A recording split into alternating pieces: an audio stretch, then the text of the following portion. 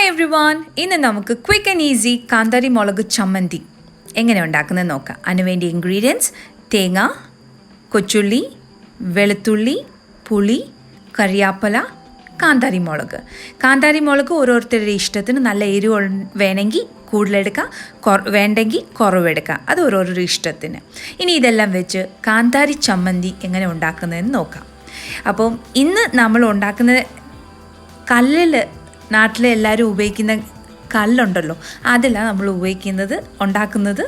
So ഇന്ന് ഞാനല്ല ഉണ്ടാക്കുന്നത്, എൻ്റെ പപ്പയാണ് ഉണ്ടാക്കുന്നത്. പപ്പ എന്നെ പഠിപ്പിക്കുന്ന കാന്താരി മുളക് ചമ്മന്തി എങ്ങനെ ഉണ്ടാക്കുന്നതെന്ന്. സോ പപ്പ ഇവിടെ ചെയ്ത് കാണിക്കുക. ആദ്യം പപ്പ എന്നെ ചെയ്തു, കാന്താരി മുളക്, കൊച്ചുള്ളി, വെളുത്തുള്ളി, ഇതെല്ലാം കൂടെ, ഇത് മൂന്നും കൂടെ ഇട്ട് നല്ലതായിട്ട് അരച്ചിട്ട് മാത്രമേ തേങ്ങ ഇട്ട് അരയ്ക്കത്തുള്ളൂ. സോ എങ്ങനെ ഉണ്ടാക്കുന്നതെന്ന് നമുക്കിതൊന്ന് കണ്ടു നോക്കാം.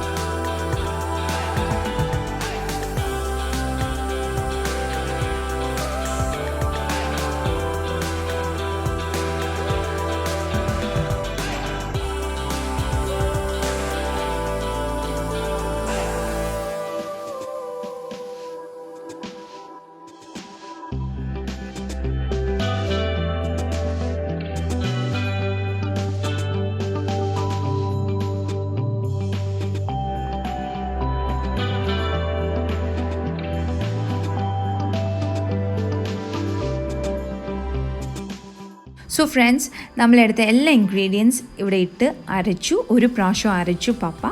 അപ്പോൾ പപ്പ എന്നോട് പറഞ്ഞു ചെയ്ത് നോക്കാൻ പറഞ്ഞു. അങ്ങനെ ഞാൻ ഇപ്പം ചെയ്യാൻ തുടങ്ങി. തുടക്കത്തിൽ ഇച്ചിരി ബുദ്ധിമുട്ടായിരുന്നു, but still it is very easy. നിങ്ങളുടെ വീട്ടിൽ ഇങ്ങനെ ഒരു കല്ലുണ്ടെങ്കിൽ ഇത് ചെയ്ത് നോക്കുക.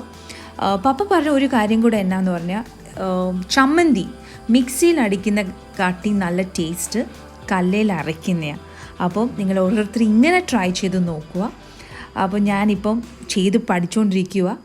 അപ്പം ഇതിൻ്റെ റിസൾട്ട് എന്തുവാണെന്ന് ഞാൻ പിന്നെ പറയാം.